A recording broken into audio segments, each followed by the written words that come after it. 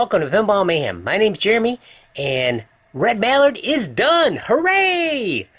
Man, it was a long struggle getting through that circuit board, but I'm going to explain what I found, going to talk about the game a little bit, and I'm going to do a separate video following this that will just be about the gameplay and how the game works. So what was the main issue with the game? Why was it brought to me? Basically, it was non-responsive. I put quarters in, it would do nothing. Hit the button on the remote, it would do nothing.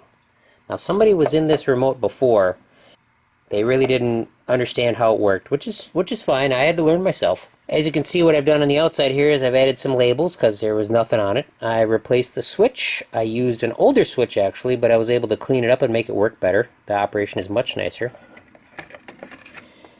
And if you saw an earlier video, I had some nice battery holders, and these worked great for me. They hold the battery securely, and I added some of these Velcro straps to keep the batteries from flying around when this thing inevitably gets dropped on the floor. Before I worked on this, somebody had the positives going to this device, which is not meant to have battery power directly applied to it. And yeah, as soon as I hooked it up to the correct spot, it started working, so I was very lucky there. And this crystal was about ready to fall off, so it was broken off the circuit board almost. So that's what I did there. That was a lot of good time spent on that one. So, well worth it, and that's working good. After the remote, we go to the circuit board, which I'm going to, I shot some footage earlier, and I will talk about that separately. Here's a shot with the front panel off, and you can see I've added the LEDs for the score there. And that'll be really good because those things are on all the time. Here I did a case modification. This unit hangs from the top. And so it was actually, the boards were separated there, so I added in a right angle bracket, which should prevent any future failures. A small circuit board over there is for the remote receiver, and the big one, of course, runs everything. And I took some close-up pictures here for those who like this kind of stuff, kind of like artwork here. And coming up next is the defective part. Here's the defective chip. As you can see, it left a little burn mark. I'd like to say thanks to my buddy Scott, who helped me out tremendously. He had one of these on hand and a socket for it, so I didn't have to wait for Mauser to deliver it. And I installed the socket a little high so I could get under there with a soldering iron just to make sure it worked good, and I'm really happy. As I was editing this video, I realized that I didn't explain how I found the bad chip. The chip that was bad was not the initial chip that sends the game over signal, and it was not the final chip that controls the game over signal. It was one in the middle. This game has several chips that are just kind of in the middle that compare things, and so it was kind of tricky to find. But basically what this chip does is it takes two signals, compares them, and depending on what those two signals are, it will put out either a high signal or a low signal. That's all these chips do. It's a logic chip. Either it's going to be high or low, a plus or 1 or 0. And while this chip was doing its job and transferring it from high to low, it was losing a whole volt throughout the chip, which is why it got so hot. It was taking that into heat. And so if I was getting 4.8 volts into the chip as a low signal, it was only putting out 3.7 something, so it wasn't enough for the next chip in line. So quite tricky, but I'm really glad I got it working. Here's some of the parts that I replaced.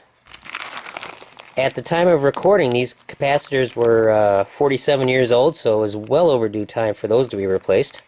So we got some caps, we got some bits for the remote here, and we got one of our chips that was bad. 7408, I believe. Of course, there were a ton of light bulbs burned out. This game takes number 47 or 44 light bulbs, so several of those are bad. The power cord actually had some pretty good nicks on it, so that was automatic replacement. And this is the wire that goes between the game and the coin box. And there were several spots where it had been repaired, and several spots where it had worn through the wire, worn through the outer part. And this is only low voltage, but it got replaced too. Another thing I did was, of course, clean things up. Just some rubbing alcohol, clean this up really nice. Got all that grunge off of there. I left the pizza sticker on there. As you can see, we have an original tax sticker on here. What's interesting is 2 of my games have this identical sticker, even though I bought one game was in Milwaukee and one game was in Beaver Dam, Wisconsin. Back to the front here, of course, I cleaned it up. A little bit of, actually quite a bit of wiping down with just glass cleaner, and then applying a little bit of polish over in one of the corners. There's a pretty deep scratch. That looked pretty bad, so just some Novus cleaned that up.